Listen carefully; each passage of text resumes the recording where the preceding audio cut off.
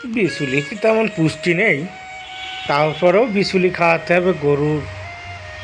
এখন গরুর দাম কম, অথচ বিচুলির যে দাম 7-8 হাজার টাকা কাউন, কি করব?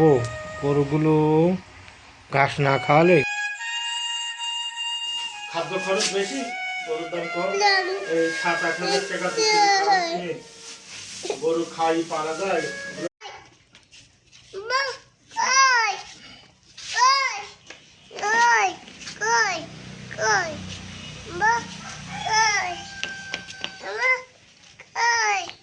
এই যে আমার কাছে যাও,